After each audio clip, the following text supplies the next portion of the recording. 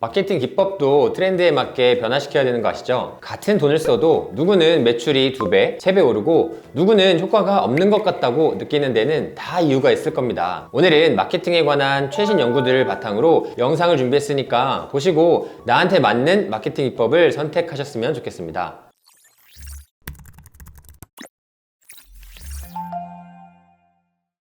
안녕하세요. 경영에서 투자까지 원탑 경영지도사 김경중입니다. 구독과 좋아요 먼저 부탁드릴게요. 보통 마케팅 비용을 매출의 10% 정도 쓰시라고 말씀드리는데 이게 참 괴력 같은 존재죠. 돈을 쓰긴 쓰는데 매출에 영향을 주는지 안 주는지 판단하기가 어렵잖아요. 오늘은 요새 트렌드에 맞는 5가지 마케팅 기법을 알려드릴 테니까 내 사업에 맞게 반영하시면 좋을 것 같습니다. 매출을 최대 6배까지 올려주는 마케팅 기법 지금부터 알려드릴게요.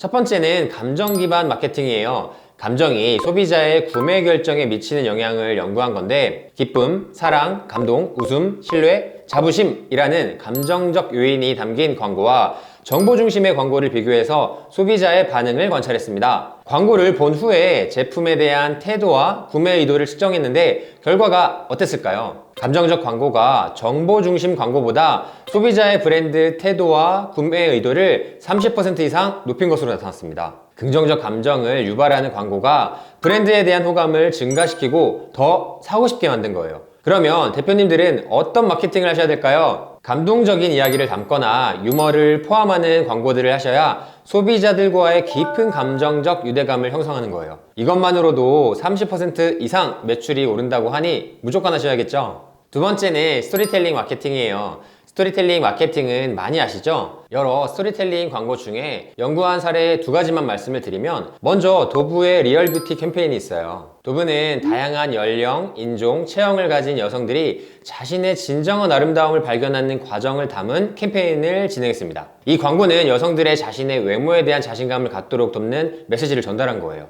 그 결과 참가자들은 이 스토리를 통해서 자신과 연관된 경험을 떠올리며 브랜드에 대한 감정적 유대감을 형성했습니다. 두 번째는 구글의 디얼 소피 캠페인이에요. 구글은 아버지가 자신의 딸 소피의 성장을 기록하는 모습을 담은 광고를 제작했어요. 아버지는 구글의 다양한 서비스를 사용해서 딸의 사진과 동영상을 저장하고 공유합니다. 이 이야기를 통해 참가자들은 구글 서비스의 사용 사례를 자연스럽게 이해하고 브랜드에 대한 긍정적인 감정을 가지게 되었습니다. 이 연구는 이렇게 다양한 스토리텔링 광고를 참가자들에게 보여준 후 그들의 브랜드 인지도와 감정적 유대감을 측정했습니다. 또한 스토리가 없는 단순 정보 광고와의 비교 실험도 했습니다. 연구 결과 스토리텔링 광고가 단순 정보 광고에 비해서 브랜드 인지도를 20% 높였고 감정적 유대감을 25% 증가시켰습니다. 이제부터 내가 판매하는 상품이나 서비스에 어떤 감동적인 스토리를 입힐지 고민하셔야겠죠. 세 번째는 사용자 생성 콘텐츠에 관한 연구입니다. UGC 콘텐츠라고도 하는데 여기엔 소비자들이 자발적으로 만들어내는 릴스, 쇼츠를 통한 리뷰, 별점 평가, 소셜미디어 포스트 등이 포함이 돼요. 다양한 브랜드의 UGC와 전통 광고를 비교해서 소비자의 신뢰도, 구매의도를 측정해보는 실험을 했는데요. 다양한 연령과 배경을 가진 소비자들을 대상으로 참가자들을 2그룹으로 나누어서 한 그룹은 UGC를, 다른 그룹은 전통 광고를 보여줬어요. 결과가 어땠을까요? 브랜드 신뢰도는 전통 광고를 본 참가자들보다 3배 이상 높았습니다. 구매의도가 28% 증가했고요. 소셜미디어 상의 좋아요, 댓글, 공유 등 참여도도 훨씬 높였어요. 저도 대표님들 마케팅 전략을 세워드릴 때 꼭 UGC 광고를 만들어 드리려고 하는데 요새는 특히 중요한 부분이에요.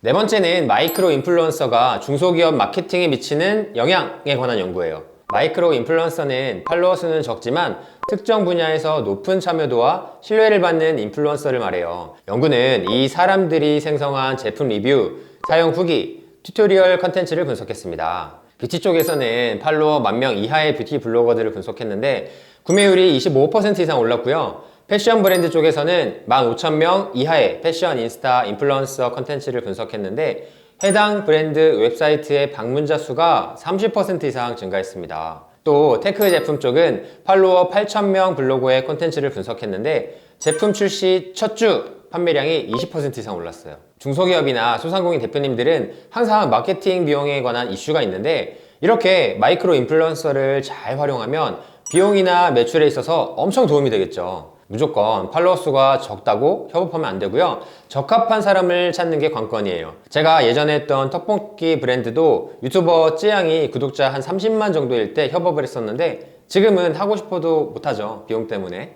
다섯 번째는 개인화 마케팅이 소비자의 브랜드 충성도에 미치는 영향을 분석한 연구예요. 고객 데이터를 활용해서 맞춤형 경험을 제공함으로써 브랜드 충성도와 재구매율을 높이는 전략인데요. 고객의 선호도, 구매 이력, 행동 데이터를 기반으로 개인화된 메시지, 추천, 제안을 통해서 이루어집니다. 개인화된 이메일 캠페인은 대부분 많이 접해보셨을 텐데 광고 메일에 내 이름이 적혀 있고 내가 샀던 제품 잘 사용하냐면서 신제품 광고 메일을 보내는 경우예요. 이런 단순한 것 같은 마케팅으로 일반 이메일보다 거래율이 6배 이상 올랐어요. 엄청나죠?